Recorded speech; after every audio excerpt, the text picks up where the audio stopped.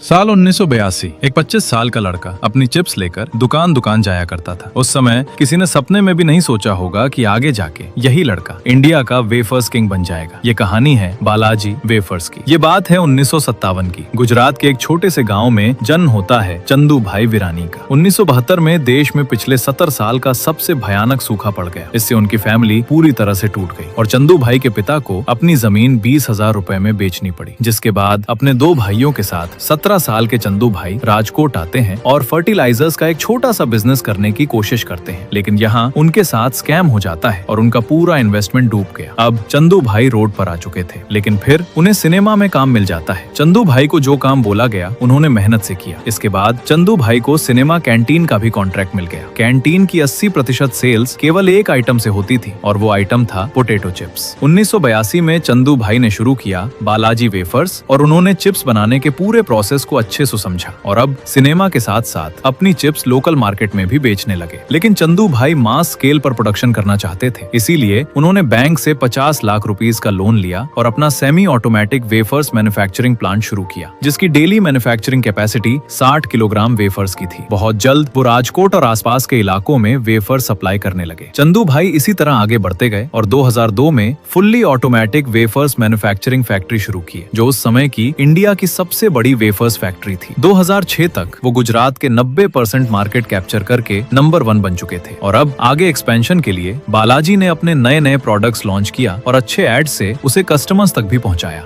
आज बालाजी वेफर्स के products India के लाखों दुकानों में मिलते हैं। इनके प्रोडक्ट्स 25 से ज्यादा देशों में एक्सपोर्ट होते हैं और आज बालाजी वेफर्स साल का 5,000 करोड़ का रेवेन्यू करने वाला एम्पायर बन गया है। लेकिन इन सभी की शुरुआत एक ऐसे लड़का ने की थी जो कभी साइकिल पे घूमकर चिप्स बेचा करता था। ये कहानी थी बालाजी वेफर्स की।